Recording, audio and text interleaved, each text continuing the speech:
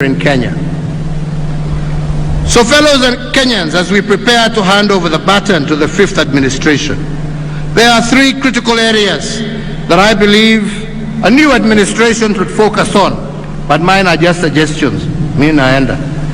Firstly,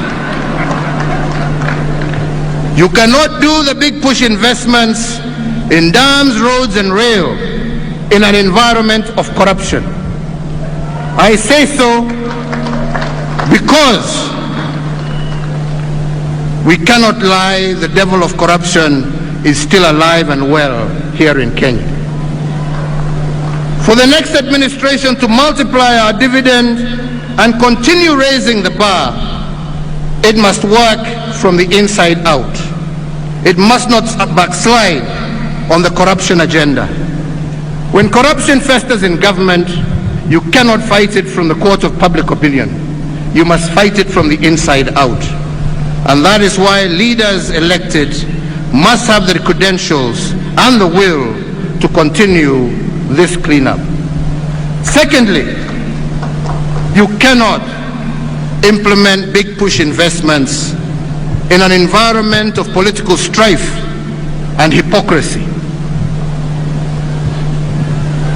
Many have doubted whether my government has achieved in the second term. But let me tell you, we have. And the record must reflect that this is true of all sectors.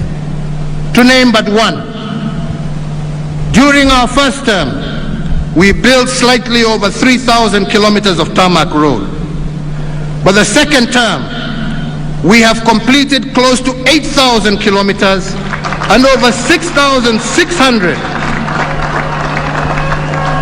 kilometers of tarmac road are currently ongoing. And all of this, I strongly believe, has happened because of the political stability that we achieved because of the handshake.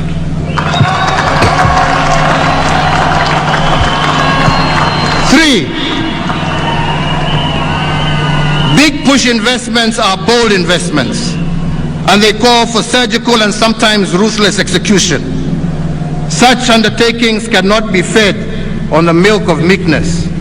They need an attitude that shows the contempt card to those who dwell in negativity and naysay. For instance, many have told you that the expressway that snakes through the heart of Nairobi, our pessimists said that it is impossible. Yet we have done it. And if we had said then that we would do it without a single coin from the taxpayer, except that which was used for the relocation of utilities, including electricity, water, fiber optic cables, many would have said we were dreaming, but we did it.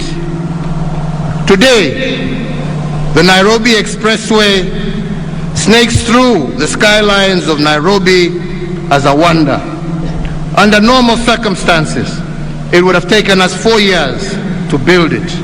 But because we were determined to complete it, we have achieved it in a year and a half. Because we believed in Kenya, we believed in our people, and we believed in ourselves as a government. As an affirmation of the confidence we enjoy from foreign investors, we built the first expressway in Africa. This first expressway, the first in Africa using private foreign capital. Indeed, we did this at half the time and at no project cost to the taxpayer. It is also notable that we were able to build it to international standards. With this signature project, we have opened up new possibilities for our own private sector investments, including equity and pension funds, to invest in public infrastructure and make decent returns. So fellow Kenyans, allow me to turn to my second legacy frame of economic acceleration. And for this, I mean multiplying the economic foundations of our nation at a rate that is outside the normal. The first limb will address how we are faring on production, and the second limb will respond to a question by many why we had to borrow in order to accelerate our fundamentals. Since 2013, we have used your mandate to ring fence and grow our traditional exports of tea, coffee, and horticulture. Across the country, coffee rates for 2022 are out, and we have nearly doubled our earnings made by the coffee farmer, from an average of Kenya shillings 60 per kilogram of cherry in 2013 to Kenya shillings 110 to 125 per kilogram today. Tea earnings from exports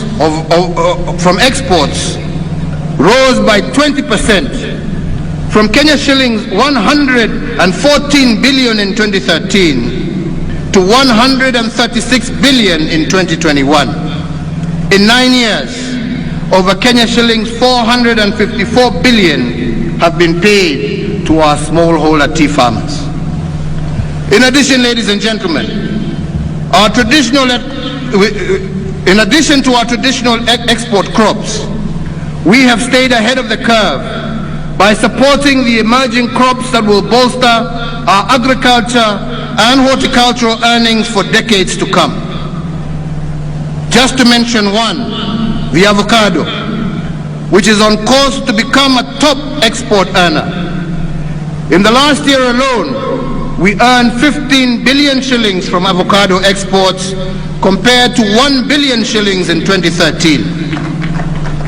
My administration has leveraged on improved diplomatic stances between Kenya and leading importers of the crop to negotiate preferential access for Kenyan avocado products. Another plank of this strategy was for employment creation is anchored on the Buy Kenya, Build Kenya policy. With this singular intervention, the supply of uniforms for our security organs, including footwear, have transformed our textile and leather industries and unleashed thousands of new jobs for our young people, in addition to the immeasurable pride in having the magical tag of Made in Kenya affixed to these items. To encourage leading motor vehicle brands to set up shop in Kenya and to restore our existing assembly lines, the procurement framework for motor vehicles by government and other security organs, we enhance preference to locally assembled vehicles. With this policy shift alone, a moribund industry of vehicle assembly that was once moribund and dead is once again alive. With the mandate that you gave us, the voice of women, youth, and persons with disabilities that was once muted is now at the center of a growing Kenyan enterprise. Through AGPO, a staggering 169.6 billion has been pushed through these historically marginalized groups. So fellow Kenyans, to address my second limb, why borrow? We must also first look at how other nations have prospered. It took England 200 years to industrialize, the United States of America 160 years, Japan 110 years, but China took only 35 years. And the four Asian tigers of Hong Kong, Taiwan, Singapore, and South Korea took 25 years to industrialize. And that is why the accelerated growth was called the Asian miracle. The secret to these miracles, ladies and gentlemen, was acceleration. They contracted their development timelines by implementing aggressive interventions and through policy choices that added their acceleration. In just one generation, they were at par with the Western world. The Afro-pessimists who are constantly out there bombarding us with nonsense will tell you that Kenya cannot replicate this miracle. But I want to assure you, they are wrong and we are right. Our accelerated path to economic growth has begun and must be maintained into the future. In just 9 years, we have moved from being the 12th largest economy on the African continent to the 6th largest economy, and we are still growing.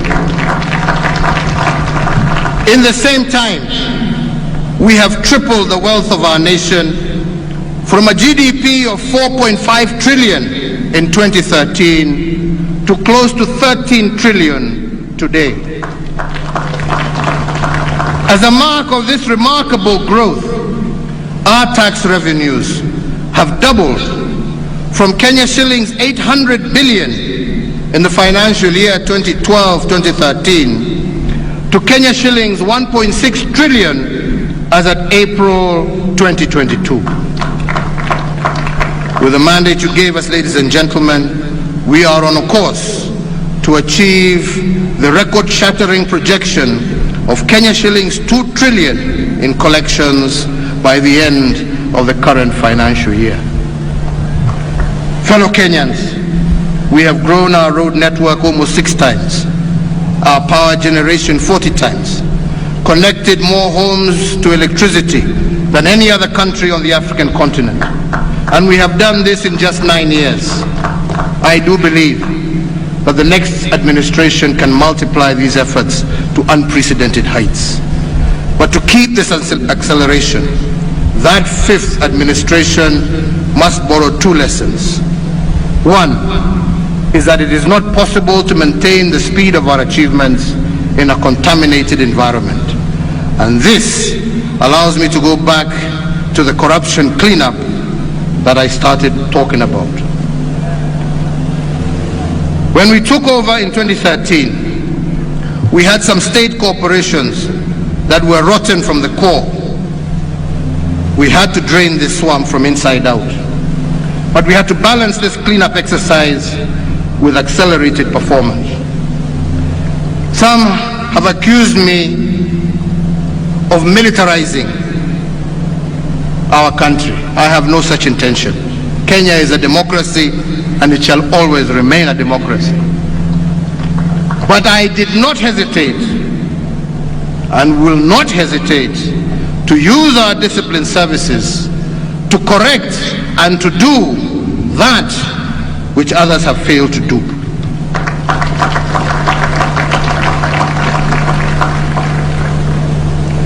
We turn to our disciplined forces and we summon them to the cause of nation building. And the record must reflect that they have not disappointed us.